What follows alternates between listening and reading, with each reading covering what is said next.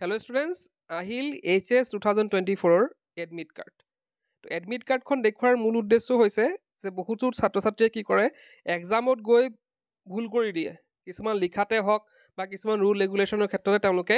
বহু সময়ত ভুল কৰা দেখা যায়, যাৰ ফলত তেওঁলোকৰ পিছৰ অৱস্থাত খেলি মেলি হৈ যায়। তো আমি এই ভিডিঅ'টোত আমি গোটেইখিনি কথা ডিছকাছ কৰিম, কি বস্তু আমি চাব লাগিব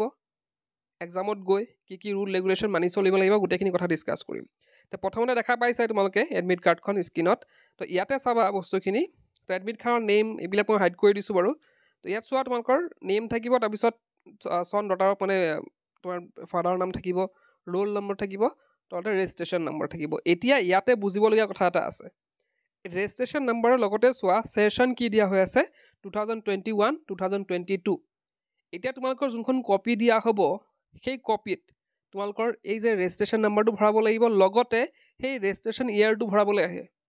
ৰেজিষ্ট্ৰেশ্যন যোনটো ইয়েৰ সেইটো ভৰাব আহে। তো ৰেজিষ্ট্ৰেশ্যন ইয়েৰত বহুতে কি কৰিব, তেওঁলোকে 2024 লিখি থৈ আহিব। তেওঁলোকে মানে খেলি মেলি কৰে যে ভাবে যে তেওঁলোকে ইয়েৰটো যিহেতু দিছে গতিকে 2024 ভৰাই দিওঁ, কিন্তু সেইটো নহয়। ৰেজিষ্ট্ৰেশ্যন নাম্বাৰৰ লগত যদি ইয়েৰ থাকে তেতিয়াহ'লে তোমালোকে এইটো ভৰাব লাগিব। ছেশ্যন যোনটো দিছে 2021 2022 এই বস্তুটো তোমালোকে ভৰাবলৈ খেলি মেলি নকৰিবা, নহ'লে কিন্তু পিছত খেলি মেলি হ'ব। গতিকে এইটো বস্তু তোমালোকে অলপ ধ্যান দিবা। নেক্সট ইয়াতে দেখিছা তোমালোকে ইয়াত ক'ৰ ছাবজেক্ট দিয়া হৈ আছে, ইলেক্টিভ ছাবজেক্ট দিয়া হৈ আছে, এনেধৰণৰ থাকিব আৰু কিমান ঘণ্টা বা কিমানখিনি আছে সেইখিনি লিখা আছে। তো এতিয়া আহিছোঁ ৰুল এণ্ড ৰেগুলেশ্যন, কি গাইডলাইনছ আমি মানি চলিব লাগিব এক্সামৰ সময়ত। Caring of registration certificate and admit card to the examination hall on each day of the examination by every candidate are mandatory, otherwise the candidate shall not be allowed to appear in the examination. তো ইয়াতে বহুতে কি কৰে admit card registration ঘৰত পাহৰি থৈ আহে। তো সেইটো কাম নকৰিবা। ইয়াতে ষ্ট্ৰিক্টলি লিখিছে যে যদিহে কোনোবাই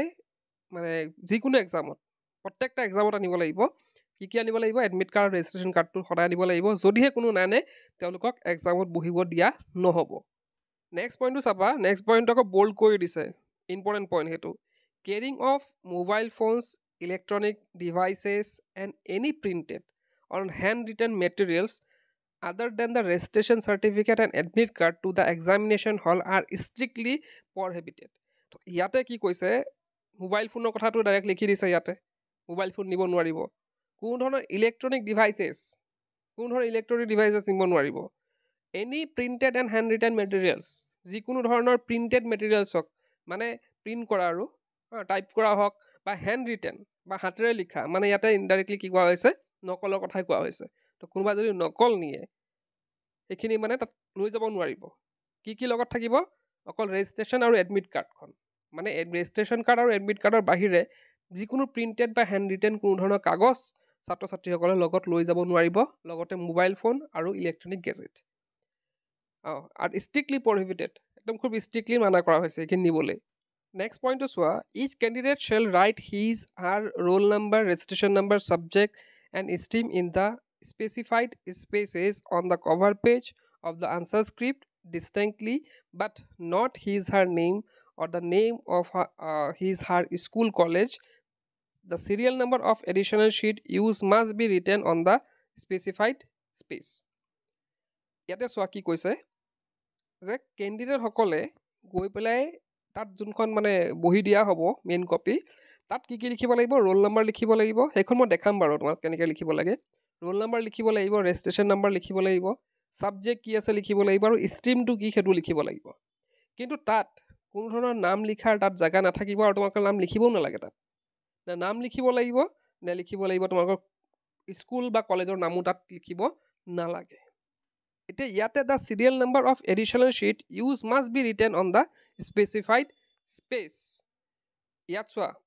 এইটো মষ্ট ইম্পৰ্টেণ্ট কথা এটা, এইটো ছাত্ৰ ছাত্ৰীসকলে নকৰে। ছাত্ৰ ছাত্ৰীসকল বস্তুটো নকৰাৰ কাৰণে কি হয়, কেতিয়াবা এডিশ্যনেল শ্বীট, আমি যেতিয়া এডিশ্যনেল শ্বীট মানে কি, যোনটো আমি এক্সট্ৰা পেজ লওঁ, আমাৰ পেজ শেষ হোৱাৰ পিছত যোনটো আমি এডিশ্যনেল পেজ লওঁ, সেই পেজটো লোৱাৰ পিছত তাত এটা কি থাকে, এডিশ্যনেল পেজৰ ওপৰত এটা নাম্বাৰ থাকে। সেইখিনি মই দেখাই দিম তোমালোকক পিছত। তো এডিশ্যনেল পেজৰ যোনটো নাম্বাৰ থাকিব, সেই নাম্বাৰটো মেইন কপিৰ যোনটো ফ্ৰণ্ট ছাইড আছে সেই ফ্ৰণ্টত তাতে কি থাকিব, স্পেচ থাকিব। সেই এডিশ্যনেল নাম্বাৰটো, এডিশ্যনেল শ্বীটৰ নাম্বাৰটো সেই স্পেচত লিখি থৈ আহিব লাগিব। সেইটো মই দেখাম তোমালোকক ভালকৈ মই যেতিয়া আমি এনচাৰ শ্বীটৰ ডিছকাছ কৰিম, এনচাৰ শ্বীটখন যেতিয়া দেখাম তেতিয়া তোমালোকক দেখাই দিম ভালকৈ কেনেদৰে লিখিব লাগিব তো সেই চিৰিয়েল নাম্বাৰটো ইয়াত লিখিব লাগিব বুলি ইয়াত লিখা আছে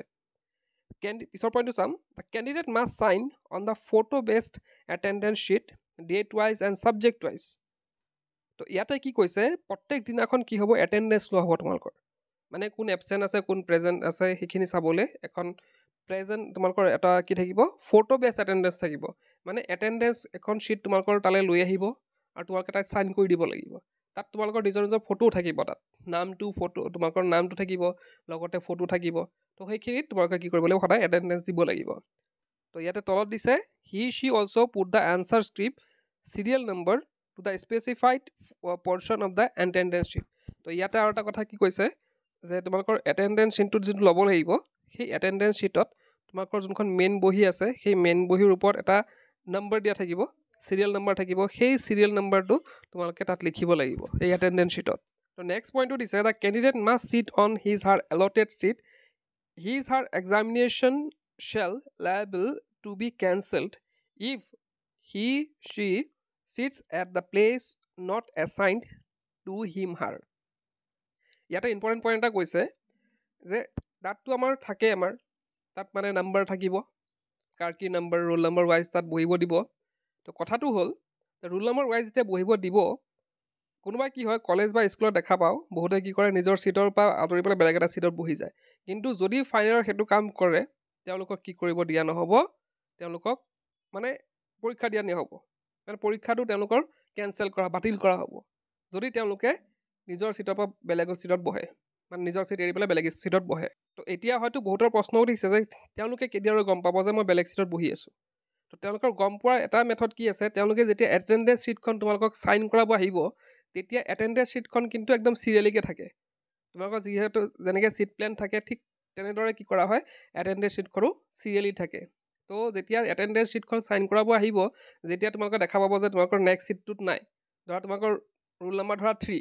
তো 1টো চাইন কৰালে 2টো চাইন কৰালে তাৰপিছত দেখিলে যে 3টো নাই 3টো বেলেগত বহি আছে তেতিয়া তোমালোকে ধৰা পৰি যাবা তেতিয়া তোমালোকৰ এক্সামিনেশ্যনটো কেঞ্চেল কৰি দিয়া হ'ব এক্সাম দিব দিয়া নহ'ব নেক্সট পইণ্টটো দিছে no' candidate shall be allowed to leave the examination hall until an hour is passed from the time of commencement of the examination তো ইয়াতে কি কৈছে কোনো ছাত্ৰ ছাত্ৰী বোলে বাহিৰলৈ যাওঁ মই পেচাব কৰিব যাওঁ বা মই টয়লেট বা ইউৰিনলৈ যাওঁ তো তেতিয়া কিন্তু নোৱাৰিব মানে এঘণ্টা হোৱাৰ আগত নোৱাৰিব এঘণ্টা হ'ব লাগিব এক্সাম ষ্টাৰ্ট হোৱাৰ এঘণ্টাৰ পিছতহে এঘণ্টাৰ বেল মৰাৰ পিছতহে তেওঁলোকে বাহিৰলৈ যাব পাৰিব he she must sign the temporary leave register provided by the examination centre for going to the urinal extra তো তেওঁলোকে যদিহে বাহিৰলৈ যাব বিচাৰে ইউৰিনেলৈ যাব বিচাৰে তেওঁলোকে কি কৰিব চাইন কৰি যাব লাগিব ছিগনেচাৰ কৰি যাব লাগিব তেওঁলোকৰ কিমানটা বজাত গৈছে কিমানটা বজাত আহিছে তেনেকুৱা এখন মানে টেম্পৰাৰী এখন মানে শ্বীট থাকিব তো তাত তেওঁলোকে লিখি চাইন কৰি পেলাই যাব লাগিব next is 7 number candidates are strictly warned against any unfair means at the examination hall room or any of the examination rules otherwise expulsion by the office incharge from the examination of part thereof and such other penalties as council may determine তো যদিহে কোনোবাই কি কৰিব পাৰে কোনোবাই যদি কেনেকুৱা unfair কিবা কৰে মানে ৰুলৰ বাহিৰত কৰা তেনেকৈ নকল কৰা বা কিবা গেজেট চেজেট লৈ অহা ৰুল মানি নচলা তেনেকুৱা যদি কোনোবাই কৰে তেওঁলোকক অফিচ ইনচাৰ্জে যিকোনো একশ্যন ল'ব পাৰে তেওঁলোকক হয়তো মানে একেবাৰে 3 বছৰৰ কাৰণে ৰেষ্ট্ৰিক্ট কৰি দিব পাৰে তেওঁলোকে এক্সাম নিদিব পাৰে 3 বছৰৰ কাৰণে মানে এক্সাম নিদিব দিব পাৰে বা পেনেল্টি কিবা লগাব পাৰে তো তেওঁলোকৰ ওপৰত ডিপেণ্ড কৰিব তেওঁলোকে কি কৰে নেক্সট আছে the decision of the authority of the council in all the above cases shall be final তো ইয়াতে লিখিছে যে অথৰিটিয়ে যি লয় কাউন্সিলৰ অথৰিটিয়ে যি ডিচিশ্যন লয় সেইটোৱে ফাইনেল হ'ব তোমাক কাৰো ইয়াৰ ওপৰত মাত মাতিব অধিকাৰ নাই যোনে কাউন্সিলে যোনটো ডিচিশ্যন ল'ব কাৰোবাত কিবা যদি একশ্যন ল'ব লাগে তেওঁলোকে ল'বও পাৰে তো তাৰ ওপৰত কোনেও একো কৰিব নোৱাৰে তো এইখিনি আছিল ফাইনেল